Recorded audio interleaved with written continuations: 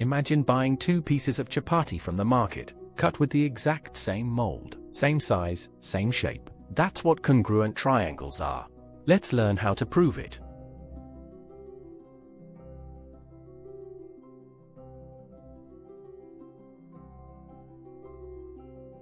Congruent means identical. Two triangles are congruent when all three sides and all three angles match perfectly. But here's the good news. You don't need to check all six.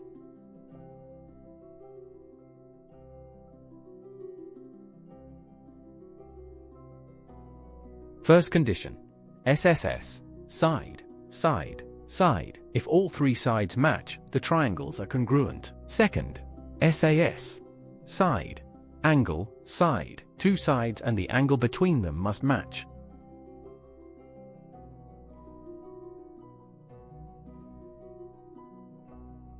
ASA means two angles and the side between them match. AAS means two angles and any one side match. RHS is special for right-angled triangles. The hypotenuse and one other side must match.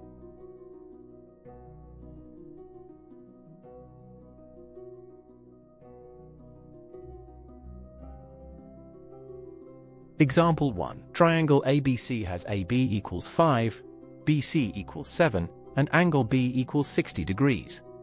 Triangle DEF has DE equals 5, EF equals 7, and angle E equals 60 degrees. Which condition proves congruence?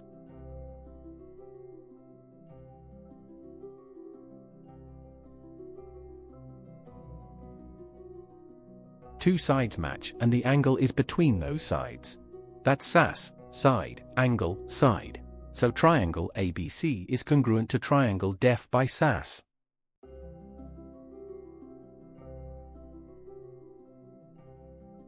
Example 2. In triangles PQR and XYZ, angle P equals 40 degrees, angle Q equals 75 degrees, and PQ equals 8 centimeters. The same values appear in triangle XYZ. Prove they are congruent.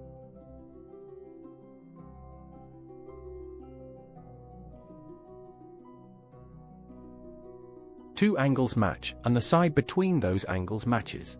That's ASA, angle, side, angle. Triangle PQR is congruent to triangle XYZ by ASA.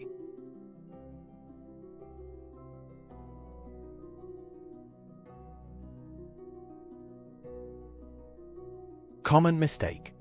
Many students think two sides and any angle is enough, but if the angle is not between the two sides, that's SSA, and SSA does not prove congruence.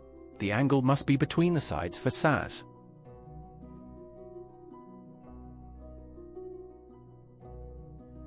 Remember the 5 conditions with this phrase. Smart students always achieve results: SAS, SSS, ASA, AAS, RHS. And never forget, SSA is not valid. In exams, always name the condition you used.